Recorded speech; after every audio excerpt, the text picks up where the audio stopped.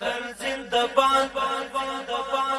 زندباد نومي اوچت وړي نشان تر زندباد د هیواد د پرمختګ او آبادی لپاره یو بل مهم ګام امن ګلستان زړستر پلي مخ پوړان دي روان کندهار ښاروالي نن رسما د شکاپور دروازې د سړک د قیر یا ډامبر کولو چارې راپیل کړې. دغه سړک چې د لومړي فاز کارونه یې عملا شروع دي تقریبا 11 متره عرض لري. د کرز د پله څخه شروع بیا د شکاپور دروازې پورې غځېدلی دی.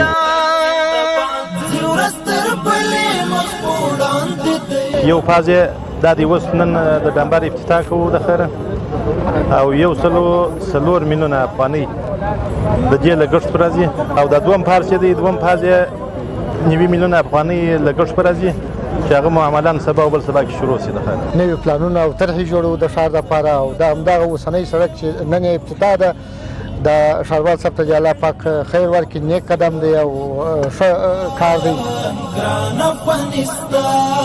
دغه سړک چې تقریبا 2720 متره اوږدوالی لري 9 میاشتې مخکې رغنیزې چارې راپیل شوي وې او پاته کارونه به د 2 میاشتو په موده کې بشپړ شي.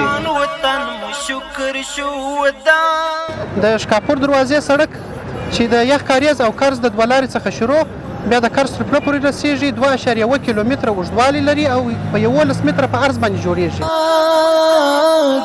دغه سړک چې کلونه ویجاړ او وران و او د دې لارې تلونکي کسان یې د سخت مشکل سره مخ کړي وه اوس فعلا یې په رغولو سره د همدې لارې تلونکو کسانو زیاته خوښي وښودل او د کندهار ښاروالۍ څخه یې ځانګړې مننه وکړل. شکر دی الحمدلله چې دا نعمت الله موږ ته راکړي.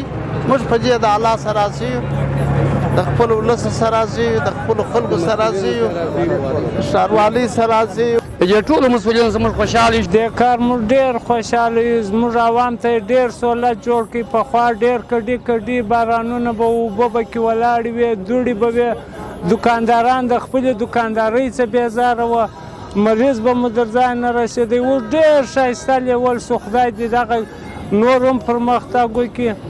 د دا ښاروالۍ څخه موږ ډېر خوشحاله یو. کور یې ودان